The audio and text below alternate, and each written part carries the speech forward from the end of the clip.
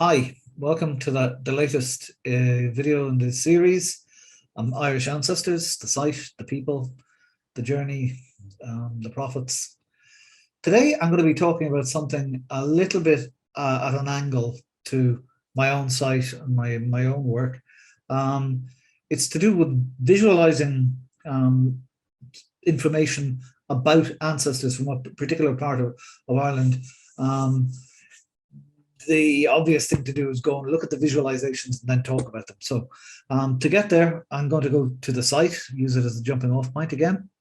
So let's go there now. Okay, here we are at the site. What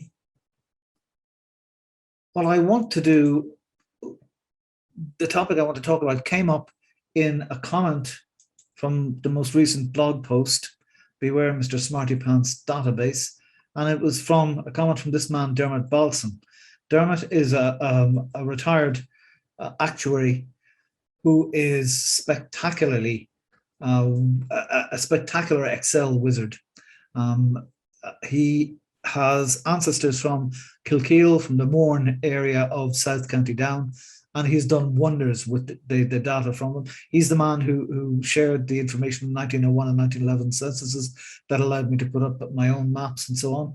But he put up a discrete little link in the comment here, and I'm just going to show you what exactly it shows. This is from his information on the 1901 and 1911 census. And one of the things you may remember that one of the pieces of advice you get when you're doing research is to beware of these roundy ages, that there are disproportionate numbers of people aged 30, 40, 50, and 60, and so on. And what Dermot has done is tested it on the data. And there you have it.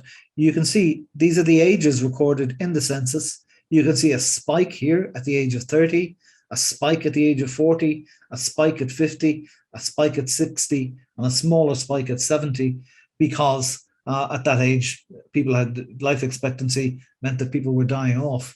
But there's more than that. So, I mean, it's very nice to have this confirmed so spectacularly clearly in Dermot's work.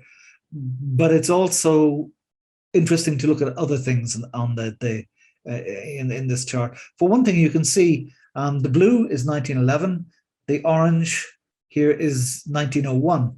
And you can see the population has dropped in all age cohorts pretty much between 1901 and 1911.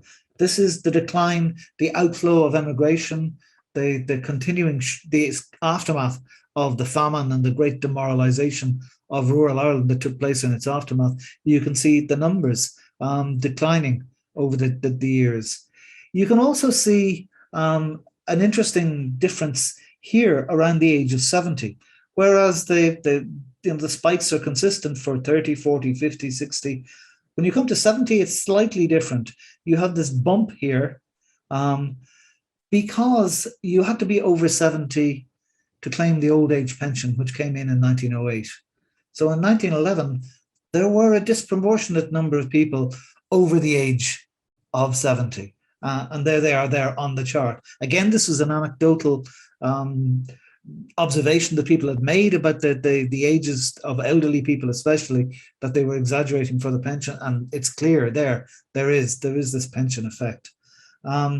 So as I say, it's wonderful to have the actual data confirm what you've been sniffing out, as it were, for the past 30 or 40 years. When Dermot put this link up, I said, dear God, this is wonderful. This deserves to be better known. Do you have any more of them? And he did. And he shared some of them with me. And I'm going to write, there'll be a blog post about these available by the time this video goes online. So I'm going to go into more detail. But I want to show you some of the other things that he has shared with me. So I want to share, this is the original file, the image. The next one up is his distribution of deaths in Mourne. Mourne is the area that includes South Down, where his ancestors were from. And this is the age distribution of deaths. And there are some pretty extraordinary things. Again, if you look closely at this, you can see the sheer scale of child mortality, of deaths under the age of 2. It is literally off the chart, which is absolutely extraordinary. You can also see that the deaths are grouped to a certain extent around the ages of 30, 40, 50, 60, 70, 80. Again, this is an anecdotal observation that anybody doing research in these records has made, that there are disproportionate numbers of people with roundy ages. And you can see, again, in the information, here it is in black and white. It is true. And the reason is that where somebody didn't know the age of the person whose death they were reporting, they gave a roundy number. They were more likely to pick 70 than 69, 60 rather than 52. So these are guesses by the people reporting the ages of death. There's also an interesting fact that it's much more, that rounding is much more pronounced the older people were. And that's a reflection, I think, of the fact that the older you were, the less likely you were ever to have seen a calendar, to have been involved in birthdays, to have been aware of your age.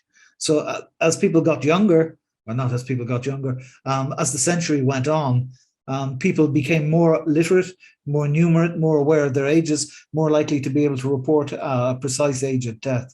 So the age distribution, the distortion of age reporting at death is grouped disproportionately in the older cohort, 60, 70, and 80.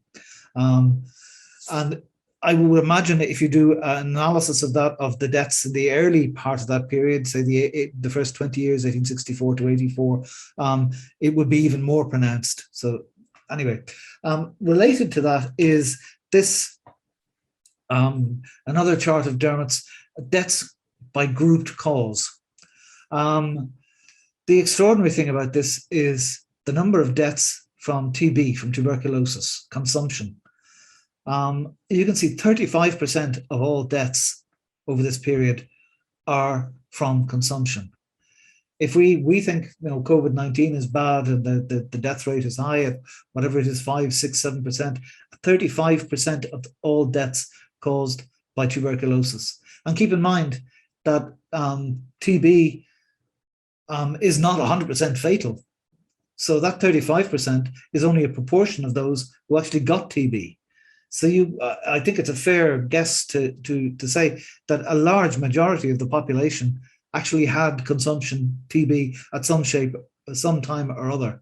It was an extraordinary scourge, particularly of the poor. But you have to remember the vast majority of people were poor. So pretty much everybody under a certain income level, property level, could expect to get TB in some shape or form. Some recovered, others didn't. 35% of them died.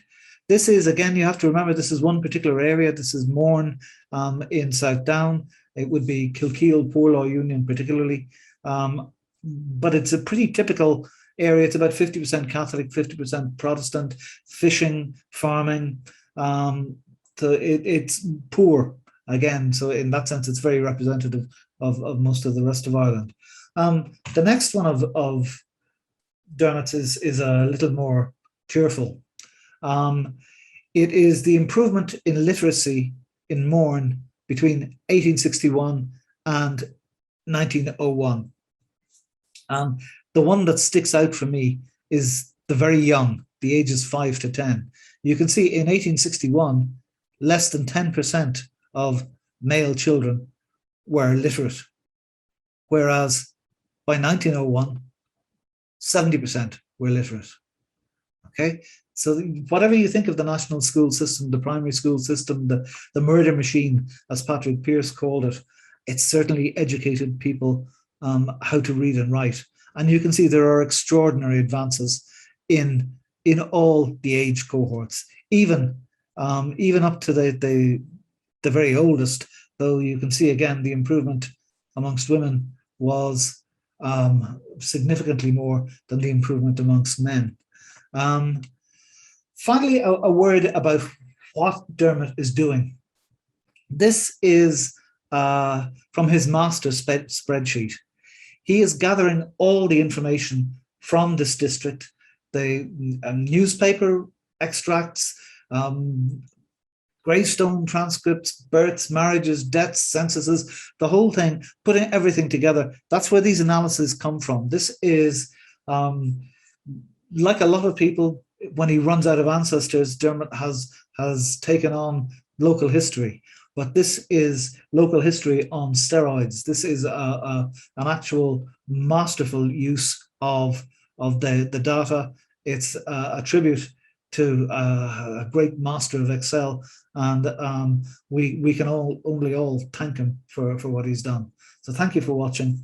I hope I've given you some sense of what visualizing the data like Dermot has done, the difference it can make to understanding the past and our ancestors. Good hunting.